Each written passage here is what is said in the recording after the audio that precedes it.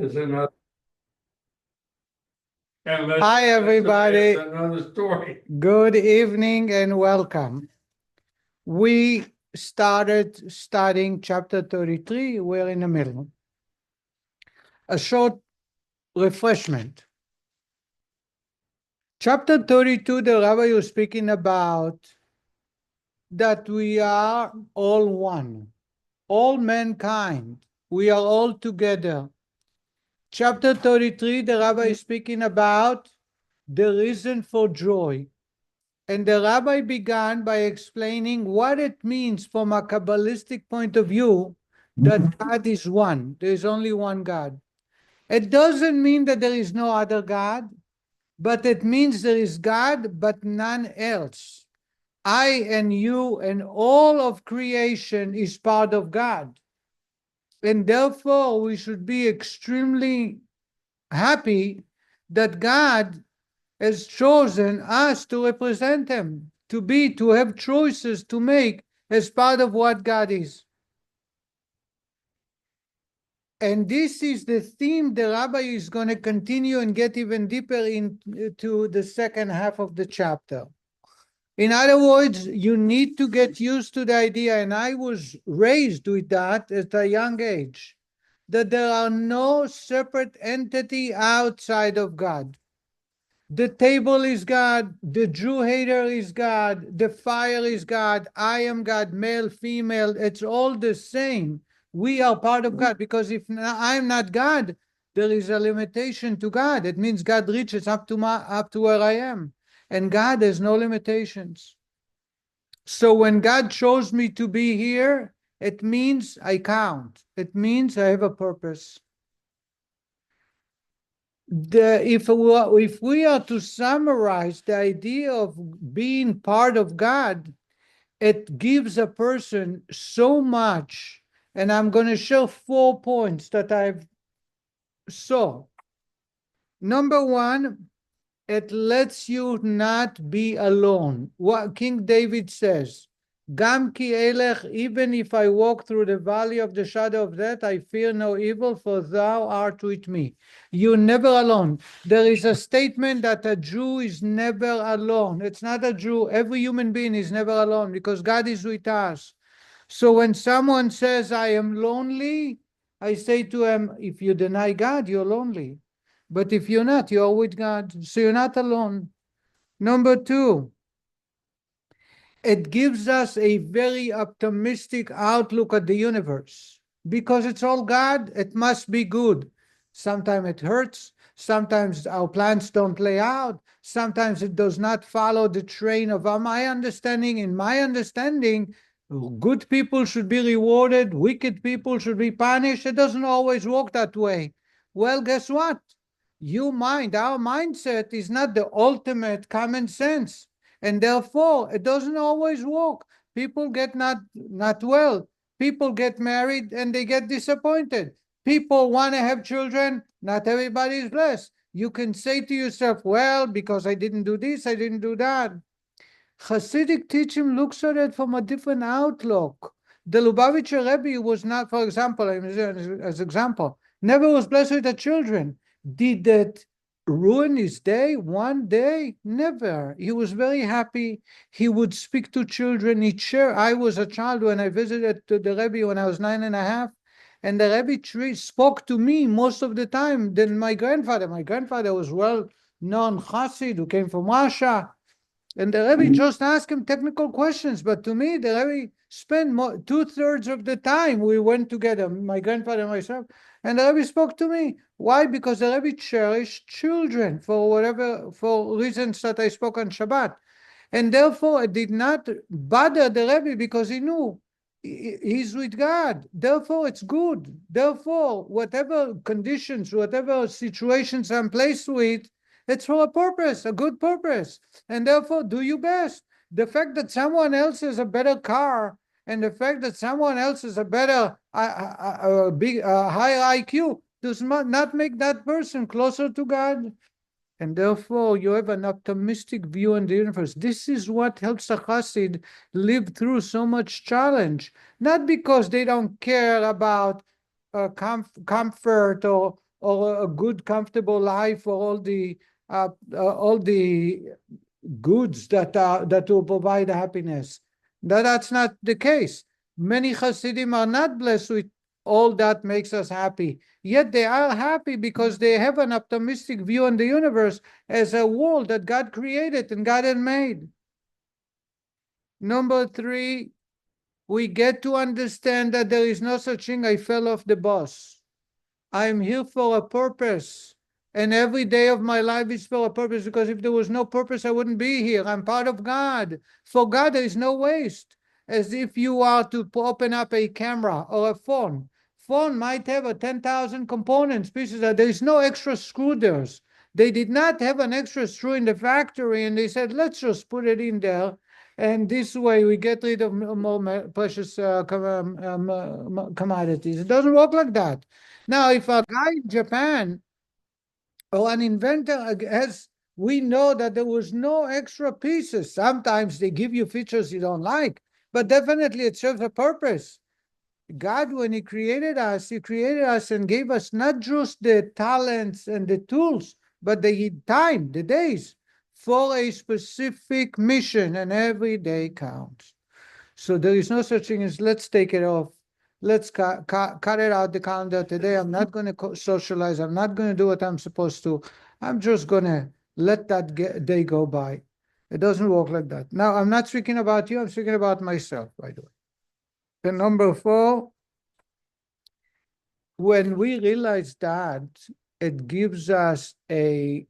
elevates us, realizing that God is allowing us to host Him, to allow God to be with us, to be where we are, to be whatever we do.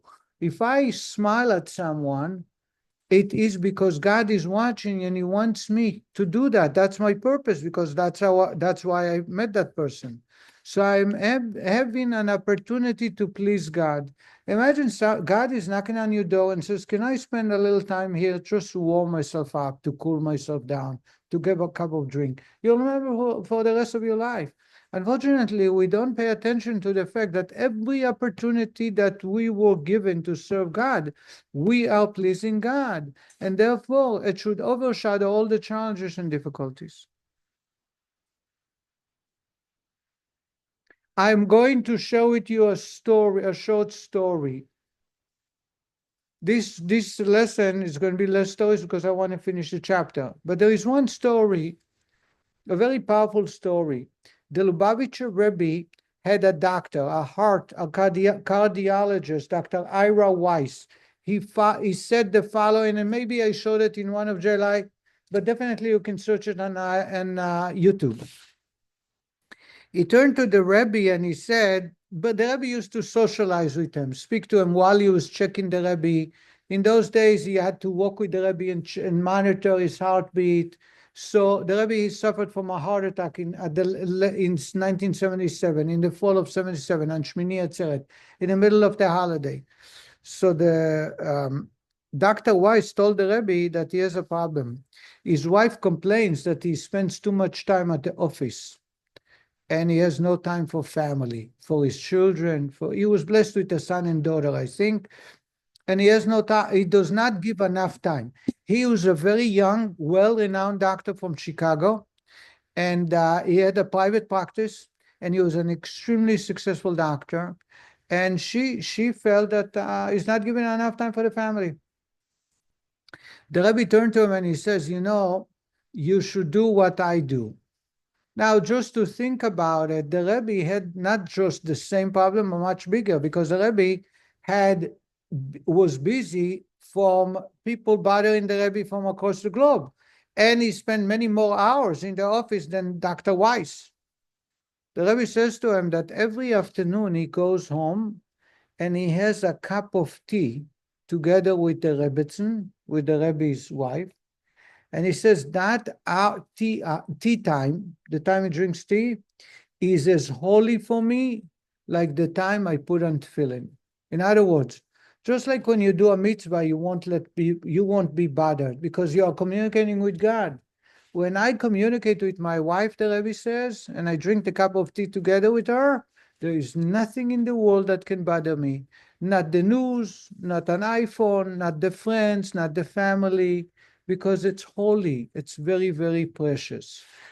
What the point is to be made here is that we might think that you become holy by praying. We are connecting to God by studying Torah. Of course, we do, because that's God's will. But the same God is also wanting us to have a good relationship with our family. The same God wants us to have a good relationship with our neighbor and our society. And when I do get involved, I am serving God just like studying Torah. And therefore, we should not overlook it. We should not underestimate the power of living a happy, healthy life. In other words, once we understand that God is everywhere, not just is everywhere, is everything, we realize that when I do good in the universe, by interacting with the universe, with people, with family, with friends, with whomever, animals, I am pleasing God, just like every other mitzvah. There is a list of 613, and one of them is to please God. And therefore, by doing so, I am serving God. So the Rebbe told him, he compared the time that he spends for drinking tea with his wife, just like it's holy, he says. I dedicate that time to my wife, just like, and it's precious to me, just like putting on film. Did you follow the advice? You can see it in an interview where he's so he does not go into this. He's so amazed.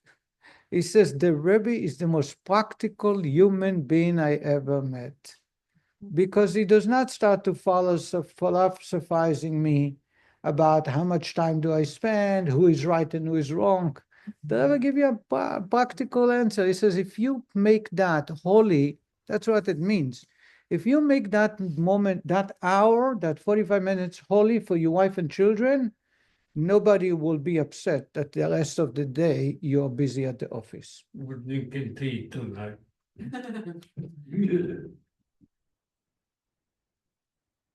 I didn't hear nothing. I'm hard of hearing.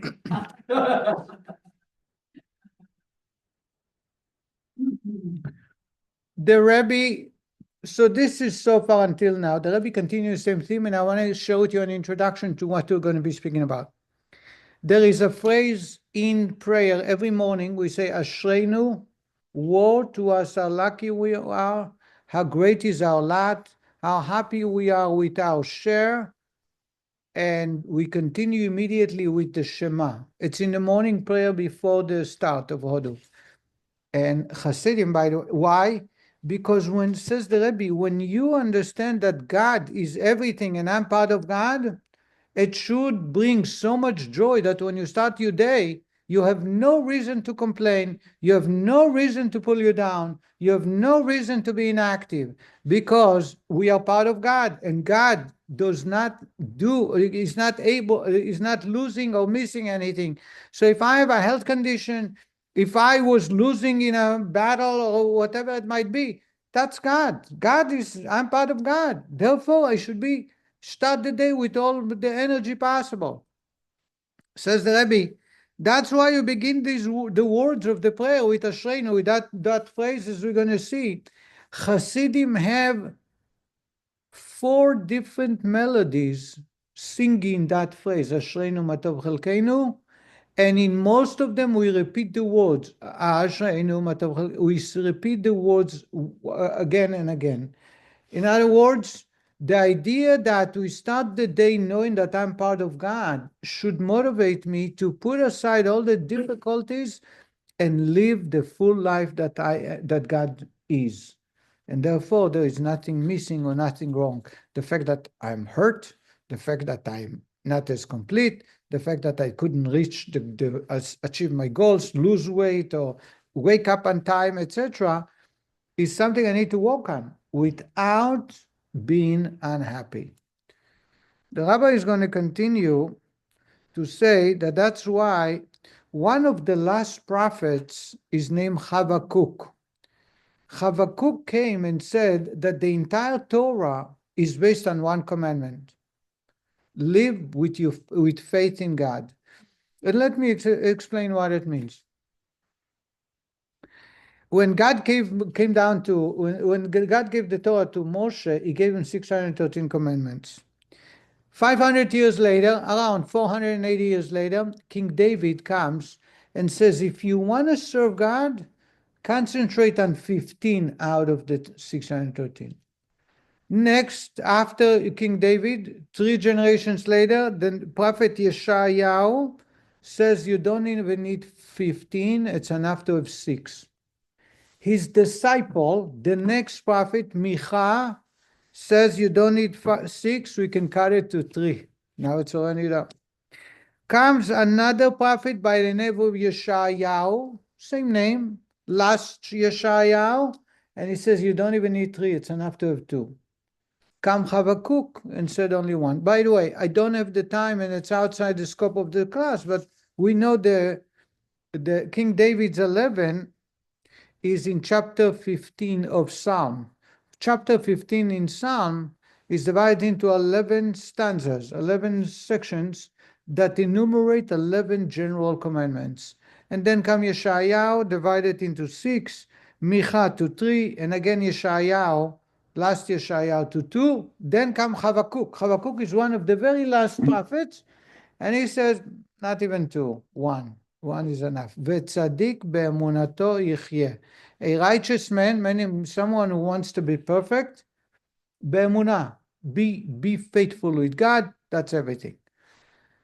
Now, this is a statement that the Gemara brings. It needs some understanding. Some say that what the sages did, each in their generations, they saw the flaws of the people at the time, and they asked them to concentrate on those because everything else was very, very well kept. Others say that they were general commandments, and they are the most important. So if you concentrate on the important ones, you will do also the ones that are not as important. The Alter Rebbe points out something new.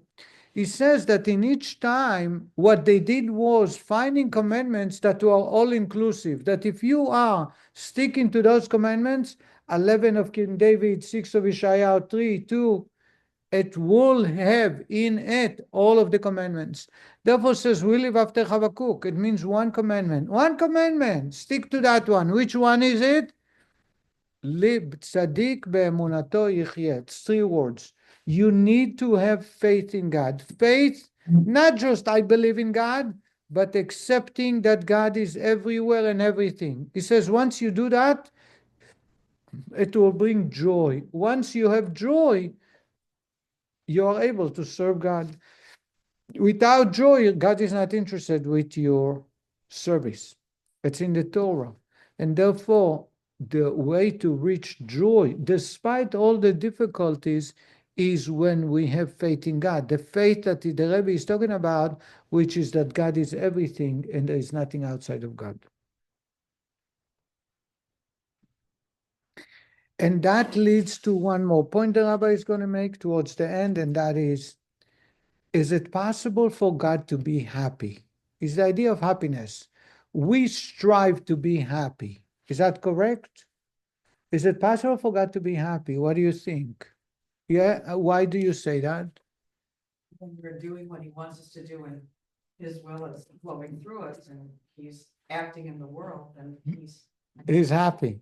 Do you know of any incident in which God was happy? I mean, I don't know that God is inhumane, right? God, I understand. That's what I want to hear. Although God is not human, and you cannot apply human characters to God, but the idea of God's happiness appears in the Torah twice. One in the 5 books of Moses, one in the Bible. And before, let me explain something else because I want to move away from that for a moment. In my life, and tell me if it works by you too, anything that brings me pleasure will make me happy. Is that correct? Mhm. Ah? Yes. What is it that makes us enjoy what brings us pleasure to say that we are happy? The Kabbalistic understanding is chidush. Chidush means something new, something that's not usual. That's why in the romance, in relationship, they say you need to constantly work on it. What's the idea of working on it? Make it fresh, new. You cannot have a relationship to enjoy the relationship if you do the same routine that you have done before. So that's why the women's cycle, there is a renewal every month. The idea of a healthy relationship has to be a renewal. We had a teacher when I was in 5th grade. I think I shared with you, I wasn't an easy student, I was a troublemaker, and that teacher wasn't the greatest teacher. But every once in a while, he would say, every about a week, 10 days, because not only me, other kids will cause him trouble, and he didn't know how to handle. Punishment would not change. He would say, today is a special day. You would find a reason. You know, you always can find a reason, a special day. We're going to turn the page, and we're going to start all over. Whatever you did, we will not remember. Whatever bothers you, you can share. And the way we study is we're going to concentrate and study well. He will, for about 20 minutes, you'll give us a speech about how important it is to start fresh, as we call it, reset. And it would, today I look backwards and I see that this was absolutely necessary. Otherwise, the entire class would fall apart. As is, the class wasn't doing that well, but it would fall apart because there was nothing holding it except renewal. The Mezritcher Magid is using a simple example. It's like a code word in the Hasidic language to the idea of renewal to bring pleasure. He calls it a parrot that speaks. What? A parrot, a parakeet. He says, imagine a king that someone wants to give him a gift. He has all the jewelry, he has all the gold and all the treasures in his treasure. He has seen it all. But one day, one of his colleagues want to impress him. He says to him, I have for you a gift. I traveled to Africa or to Australia. I found a parrot that can speak. How many words, how many syllables the parrot can say? Maybe 2, 3. And they bring it as a gift to the king. The king is amazed. He stops everything he does just to watch and listen. Shalom. And the parrot says, Shalom. He would say, how are you? He would say, how are you? And he would be amazed. Says the Mezritcher Magid, I don't understand. This parrot is not smart, does not give him any advice. He has advisors who are very wise, and they can help him with a lot of dilemmas he's facing. They can lift off his shoulders a lot of burden that he carries. Yet he takes the time to play with the parrot. And the reason is because it is chidush. It's something he never saw before. So when you have a parrot speaks, even though it says it speaks nonsense, and it speaks only 2, 3 words, it will draw everyone's attention. The idea is that's the Mezritcher Magid, the student of the Baal Shem Tov, the teacher of the Alter Rebbe. This is a phrase that every time you want to express the idea that pleasure is derived from when something new is created. Do you understand that? So when fax machine, that's my example. When fax machine came out, everybody was standing watching how the thermal paper is coming out slowly. Oh, it's a miracle. Today, you tell kids, I have a fax number. They say you are old. You know, they don't even want me to put on my business card that I have a fax, a phone number dedicated for a fax. And we actually don't. It's used, automatically. Who's using a fax today? Nobody uses faxes. The same is about technology, TV, color TV, wireless phone, cell phone. All that was a great excitement. What happened after a while, a short while? It's not new. And therefore, I experienced that already. Let's move on for something else. Pleasure that brings joy is derived from something new. So, in my relationship, if I want to enjoy the relationship, because if I don't enjoy the relationship, it's going to fall apart. There is no, it's like climbing a mountain. You can't just take a break. You either fall down or you climb up. Therefore, I need to renew the relationship. I need to find new ways to inject into the relationship. And it applies not only between spouses, parents and children, employer, employee. There is always, everybody will tell you, if you are the employer, you must treat the employees that they need to know that they are wanted and they are important. If you feel that way and you know it and you don't express and you don't tell them, it may cause trouble. People leave their workplace today, they have no ties, there is no obligation, and they are going to leave. I asked someone about a few years ago, 4 years ago, I found a young man who is in real estate. And he started speaking, a young man, meaning that he was in yeshiva with me. And he lives in Miami till today. We started strike a conversation. And I said to him, at the time we were suffering from losing the secretary here. So I said to him, by the way, do you have staff? He said, of course I have staff. I said, do you lose your staff? He said, no. And he said to me, yeah, I know. You have the same story of all the Chabad rabbis. It's because he's Chabad. So I said, what do you mean? He says, you have a problem with secretary, right? I said, yeah. He says, does she know that you appreciate what, I said, of course, I appreciate because I can't do anything without the secretary. He says, how often do you tell it to her? And how often do you do?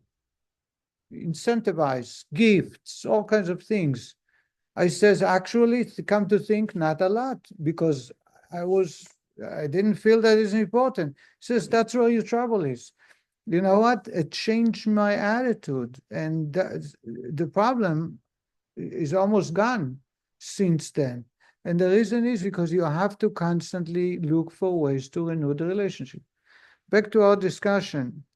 The Rebbe is going to finish by saying that in order for God to be happy, by the way, when God is happy, what happens? He shares the happiness with us. He makes us have whatever it is that we ask. He makes us enjoy the process of our life. When the temple was completed, the tabernacle, it says that God was very happy and a fire came down and everybody joined the simcha. It says, Vayaram Vayaronu. Everybody else got overjoyed because they felt God's presence and God is going to share all the joy.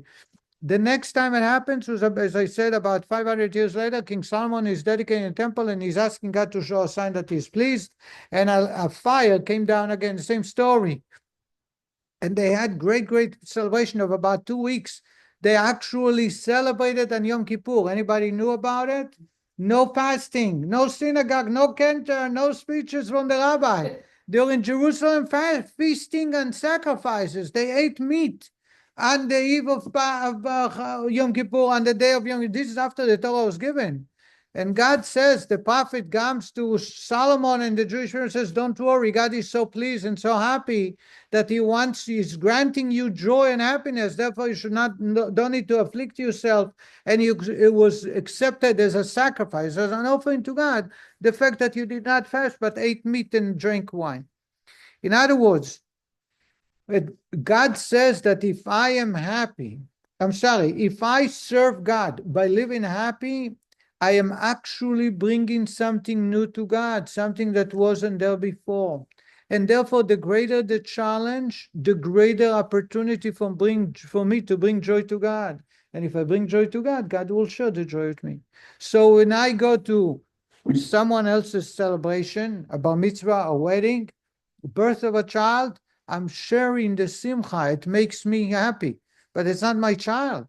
And I did not invest in the meal. I come to enjoy the meal, but still, the joy that I'm sharing with the person brings joy to both parties. The same is with God. When I am living and I'm part of God, knowing I'm part of God, knowing that I have a mission, knowing I'm not alone, knowing that I have a purpose, that makes me happy. it will bring joy to God, because you see someone is, despite all the challenges and difficulties and hardship and failing, they're still a happy life and living a happy life, and they're standing on their feet, both their feet, and they are ready to deal with the day.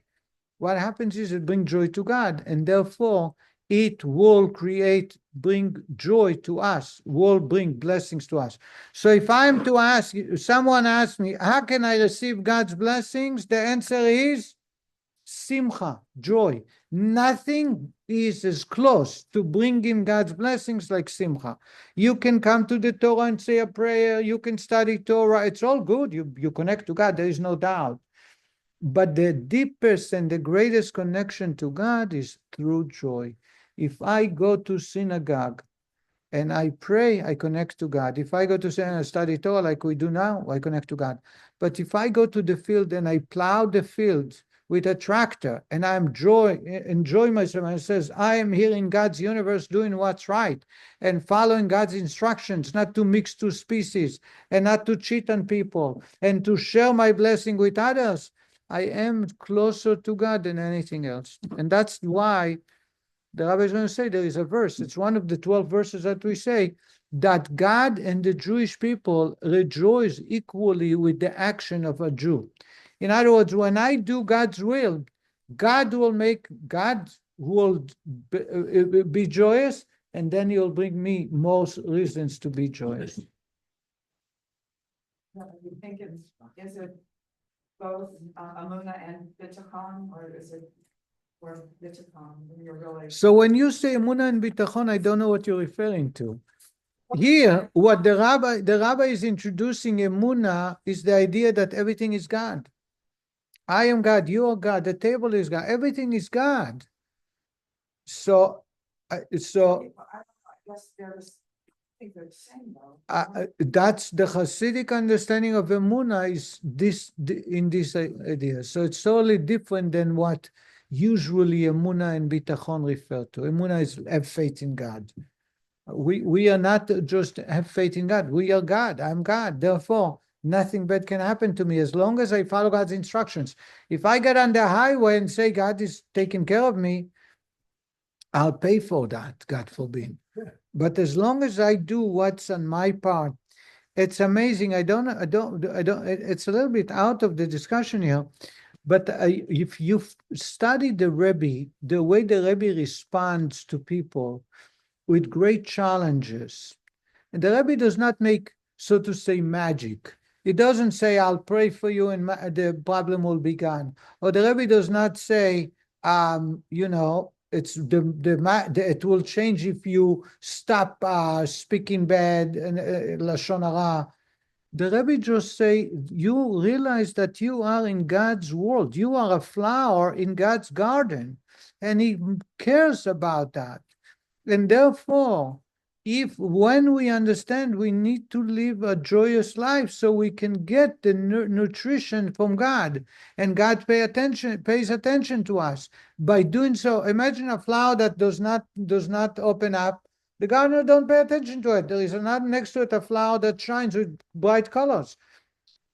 Joy is the brightness of the human. Whenever it's bright, God looks at it and says, oh, and He's happy, and He gives it more water and cares about it much more. Therefore, the Rebbe's answers always was very practical. The Rebbe would say that whenever people have, so to say, facing a wall, there is no way to move forward, the Rebbe would say to them, realize that it's all good. It's all good, even though it's very painful, it's very challenging. We don't want to be in that spot. We wish we were elsewhere. But it's God. So for God, everything is perfect. And therefore, it's the right way. We can pray that it shouldn't be so painful. We should pray. We should know what's the reason.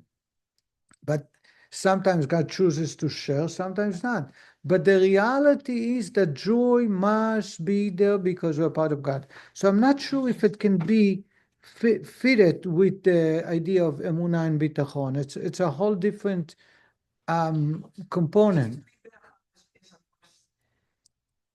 It's just more real. I can have faith in God, and because I believe in God, but bitachon is when I totally trust God. Where I Completely totally- trust, right? Like a total trust, where like a child, trusts his parents so much that they can fall asleep in the car, they can, I know that they'll get home okay. I mean, so I'm just saying that to me, I can have faith in God and not be happy. But bitachon to me Makes you is happy. total trust in God. And like, I know everything's gonna, to me, that's Okay. a little bit different, so I'm just saying. It is a little different, but it's a blessing. I'm not here to, God forbid, to negate bitachon or trust, but the rabbi is talking about something on a different path. That's why I don't feel comfortable to fit it within emunah and bitachon. Emunah and bitachon is very, very crucial for life. I am going to start reading page 447 on the bottom. For this, last paragraph on page 447. For this ability to experience and to be absorbed in God's unity, it was instituted by the sages that one should render praise and thanks to God's name each morning, saying, how fortunate are we, how good is our portion, how pleasant is our lot, and how beautiful our heritage. This is, as I said, this phrase is 4 different melodies in the Chabad music. In other words, just as a person rejoices and is glad when an immense fortune falls into his possession by inheritance through no toil of his own, imagine someone is gifting you something without hard labor and investment. An inheritance, $10 million, a bunch of stocks. The joy is beyond. Says the Rebbe, similarly and infinitely more so, ought we to rejoice over the inheritance which our forefathers bequeathed to us. This inheritance is the true unity of God, that even here below on earth, there is nothing else besides Him alone, and this is His abode among the lowly beings of this physical world. When they are perverted by the awareness of God's unity and nullify themselves before it, our own unaided efforts would never win for us the ability to experience God's unity. It is our inheritance from our forefathers. In other words, we can talk and talk and talk about it, but it's inherently embedded with us that we are all part of God. This is the meaning of what our rabbis of blessed memory said. 613 mitzvot were given to Israel. Came Habakkuk and based them all on a single one, faith.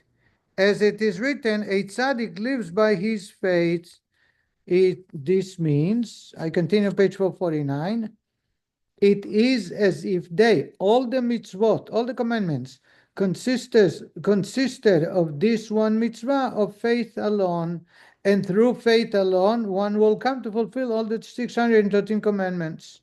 Why? That is, when his heart will rejoice and be glad with his faith in God's unity, in perfect joy, as though he were obligated by just this one mitzvah, and it alone were the purpose for which he and all the worlds were created. Truly, if there were but one such mitzvah for him to do, he would fulfill it with the utmost joy. Says the Rebbe, let him thus rejoice in the mitzvah of faith, and by the power of vitality of his soul, generated from this great joy, his soul will soar far above all obstacles hindering his fulfillment of all the other 613 commandments, both obstacles from within, from one's animal soul, and from without, arising from one's environment. Once we have faith in God, the faith the Rabbi is talking about, which is everything is God, I am God, I'm part of God, it will bring us to a level of joy that will overshadow and break all boundaries and all challenges that a man has within and without.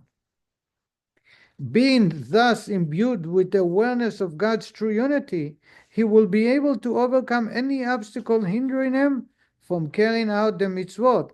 For how can anything stand in the path of God's will, the mitzvot, when there is nothing in the world apart from God? Thus, the expression Yichyeh will live in the verse, a tzaddik will live by his faith, is meant in the sense of will be revived. As though resurrected from the dead, so will his soul be revived by his great joy. What the rabbi is saying, that Habakkuk says that not a person lives by one mitzvah of faith, but will live by his faith, meaning continuous in the future tense, not something in the past, not just in the present tense, but for the future to come. This is a double and redoubled joy. Apart from the soul's joy upon apprehending how near God is to him and how he dwells together with him, he will also rejoice doubly in the joy and pleasure which his faith brings to God, for thereby, through one's faith in God's unity, the sitra achra, the other side, is truly subdued, and darkness is transformed into light, meaning the darkness of the klipot of this corporal world, which obscure and conceal God's light, until they will be gone, until the end of days. As it is written, he sets an end to darkness. The biblical phrase, the end of days, is written Ketz Yamin, since Yamin, Aram, means days, and Yamin in Hebrew means right. The phrase thus intimates that in the end of days, God will reveal his right hand, a reference to his attribute of revelation, when he will banish the spirit of impurity from the earth, and God's glory, the godliness within every created being, will be revealed, and all flesh together will behold it. That is to say, not only the mind, but even the very flesh of men will perceive godliness, as will be explained further. Let me just explain a summary in a very abbreviated. The rabbi is making another point. If you read in the prophets, the prophet says that the end of days, God will reveal himself. But the word that is written, God will reveal himself, is used, God will reveal his right. Ketz Yamin. Yamin is right. Yamin small, right, left. What it refers to is that when God will reveal himself, we will sense in our physical body that we're part of God. And right now we sense it in our brains. It makes sense that I'm part of God, because as I said, if I'm not part of God, God has limitations and it's impossible. But when Mashiach will come, I will sense it with my eyes, my mouth, my hands. I will touch it, I'll feel it. And therefore we'll live by it, so then there will be no challenge, because you cannot be separated from God, and you can only serve God. This banishment of the sitra achra will take place only at the end of days, during the Messianic era. Until then, however, while the darkness of klipot still reigns over the earth, one affords God gratification by crushing the sitra achra and transforming its darkness into light by means of his faith, and man's realization that this fact intensifies his own joy in his faith. And the rabbi continues, this is especially so in the diaspora, where the atmosphere is unclean and is filled with klipot and sitra achra. There is no greater joy for God than the light and joy grows by transforming darkness into light, when the light has the superior quality acquired by coming out of the very darkness. And we talked about it, that if there is no darkness, you don't appreciate light. Light can be appreciated when there is darkness. So the deeper the darkness, the greater joy is when you have light. So when I turn something from total darkness and make it light, make it good, the pleasure it brings to God is far greater than everything else. Thus, when a Jew in the diaspora is pervaded with an awareness of God's unity, his joy is all the greater. It follows too that the more lowly one's spiritual position, the greater the divine joy when he acquires an awareness of God's unity. We have seen so far, then, that one's faith in God's unity leads him to twofold joy: joy in his closeness to God, and joy in the knowledge that his faith brings joy to God. And I share that with you. There are two double joy. One is the joy that I'm with God and I'm serving God no matter what happens, when I make the right choices. And the second is the joy that God is deriving and is bringing me back all that blessing. This is the meaning of the verse. Let Israel rejoice in its maker, not the expression maker, not creator or the like. Why does it say maker?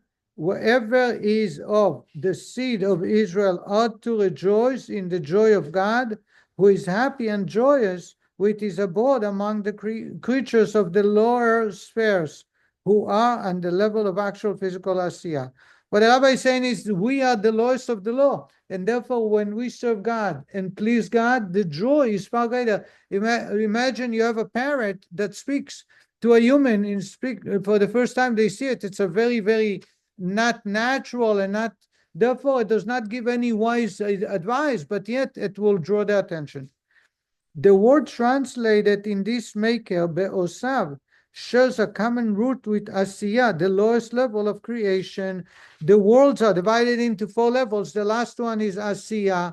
And when we say God rejoices with his maker, maker is also Asiya, that world. Meaning God rejoices in the 4th level, the lowest level of the universes. With this abode, in particular, ought Israel rejoice, knowing that God's joy is especially great when the creations are in Asiya, the very lowest world, becomes an abode for him. For this reason, the plural form be'osav is used. The word maker, by the way, in the Hebrew is not singular but plural. In the English, maker is the same, it's for many. But in Hebrew, it's you should say osehu or oseh. It says osav. Osav, yudvav makes it plural because you have two.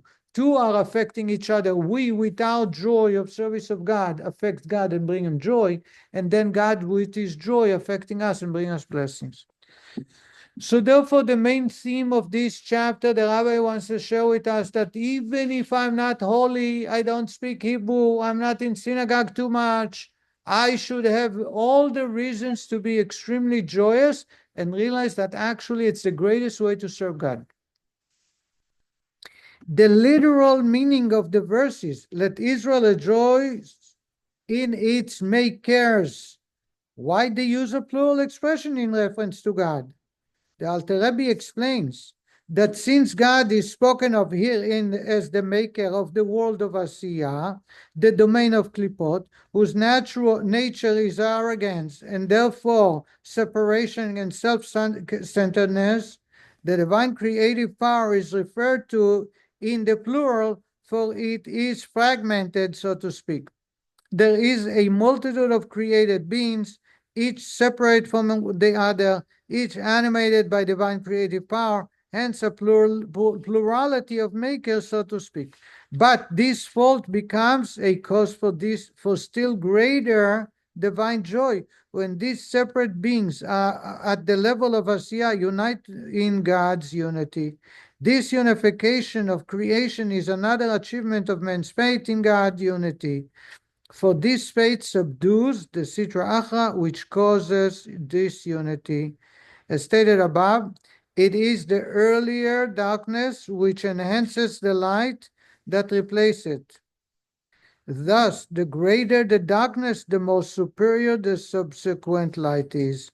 In the Alter Rebbe's words, this plural expression, makers, refer to our physical world that is filled with klipot and sitra achra, as we spoke before, that they are all through themselves arrogant and self-centeredness, which are called a public domain, that is a domain of multiplicity, and mountains of separation in that they are arrogant and separate from one another. God's joy in the fusion of this plurality is aroused when Through this faith in God's unity, they, the klipot, are transformed into light and they become a private domain, that is, unified realm for God's unity. So when you talk about klipa, disobeying God, we call it the public domain. Why it's a public? Because you have a lot of entities there. Everybody has the right to go in the public thoroughfare. You can drive your car, you can ride a horse, you can ride a bike, you can be there, you can be dirty, you can be clean. There are no set rules in particular, other than not hurting one another. In the private domain, there are rules. If it's my domain, I'm private, I can decide who enters. No pets allowed. I can decide I want you to be fully dressed when you enter my domain. I can set the rules. Private domain is God's domain. Public domain is the klipa domain. Be'osav, in its makers, God says that God is rejoicing when I tell the plurality of the public domain, transforming it into a private domain. By the way, that explains, according to Kabbalah, the idea of Shabbat. And Shabbat you can carry where? In a private domain. You cannot carry in a public domain. So outside in the backyard, we can carry. You know why? It's a private domain. It's fenced in. If you have an eruv, it's a private domain. Why are you allowed to carry in a private domain? If God don't want me to carry, seemingly because you don't want me to labor, right? You don't want me to work hard. So make it forbidden in a private domain, same as in the public domain. And the answer is Shabbat, by its essence, by its definition, is a private domain. Shabbat, it's an elevation of holiness. We become united with God. We leave the public domain away. We are in private domain with God, and therefore, to make that part of Shabbat, you can carry on a private domain, because that's what Shabbat is about. Once you go to the public domain, it's not Shabbat. You move yourself away from Shabbat. You cannot carry there. How do you make it ability to carry in a public domain? You make an eruv. By the way, an eruv does not help in public domain. True public domain that is about 16 cubits wide, which is about 32 feet or 30 feet wide, and there are more than 100,000 people that pass every day, is a public domain, and an eruv will not work. That's why there is a controversy about eruv. Anybody knew there is controversy?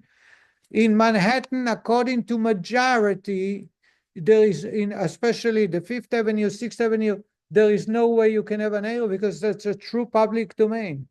In Los Angeles, I lived in LA, there was a synagogue, one very large Orthodox synagogue that they pushed, and they did a eruv, but there was a debate because Olympic Boulevard, those are familiar, Wilshire Boulevard, but Olympic Boulevard are very large thoroughfares that, according to many estimations, there are 100,000 cars pass every day, and therefore it cannot become private domain. The only place that can become private domain to an eruv is a street like what we know, between streets in the town where there are no many cars, that you cannot say that 100,000 people pass every day. But if you have that number of cars passing every day, you cannot make it a private domain. So again, this is the idea of public domain is the opposite of holiness. Private domain, it's unified, it's one, it's God. When I take that public domain and convert it into private domain, I do something new, and it brings so much joy to God. Therefore, it should give me a very happy reason to live my life. And then God is blessing me with all that I need, because God is rejoicing with my activity. And thank you very much. Versus private domain states how many people can qualify? No, 100,000 is the definition of a public domain is that it's at least 32 feet, 30 feet wide, and at least 100,000. No, at least 600,000 who pass by every day. 600? Like the number of the adults in the desert.